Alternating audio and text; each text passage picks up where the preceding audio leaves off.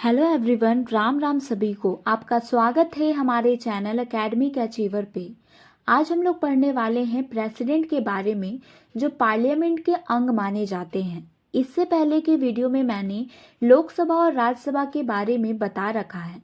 अगर आपको वो वीडियो देखना है तो मेरे चैनल पे अपलोड है, आप देख सकते हैं।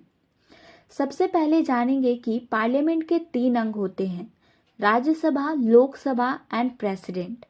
पार्लियामेंट दोस्तों यही तीनों के मिलने से बनता है। लोकसभा को हाउस ऑफ द पीपुल तथा राज्यसभा को काउंसिल ऑफ स्टेट्स कहा जाता है दोस्तों।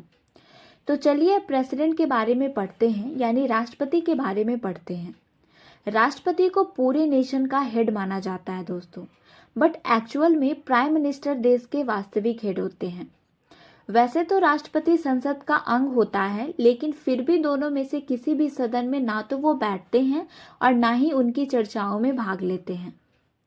तो अब हम लोग डिस्कस करेंगे दोस्तों कि प्रेसिडेंट के बारे में आर्टिकल बाय आर्टिकल, सारे आर्टिकल में क्या क्या बताया गया है उसके बारे में फिर डिटेल में डिस्कस करेंगे।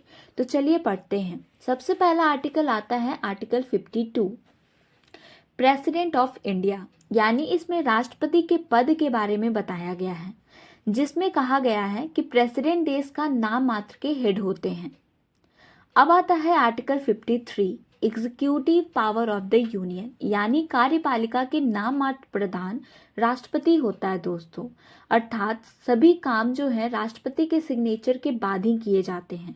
अगर कोई लॉ भी बनना होता है, जब तक उस पर राष्ट्रपति सिग्नेचर न कर दे तब तक वो जो बिल है वो लॉ नहीं बनता। Article 54, election of the president, यानी राष्ट्रपति का निर्वाचन, यानी राष्ट्रपति का इलेक्शन। इसका जो इलेक्शन है वो एकल संक्रमणीय अनुपातिक पद्धति द्वारा अप्रत्यक्ष रूप से गुप्त मतदान होता है दोस्तों।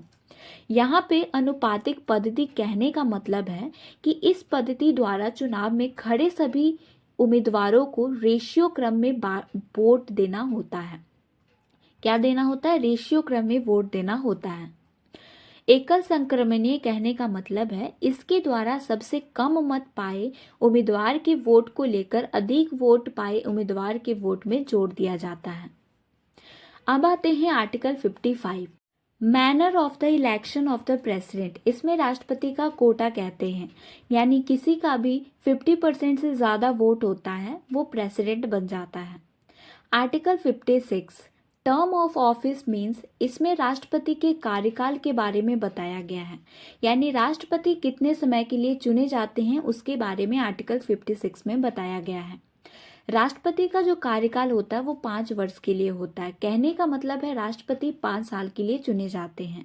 यदि कोई भी प्रेसिडेंट यानी राष्ट्रपति का पद 5 साल से पहले ही खाली हो जाती है तो नया राष्ट्रपति 5 वर्ष के लिए ही आते हैं, ना कि बचे हुए कार्यकाल के लिए आते हैं।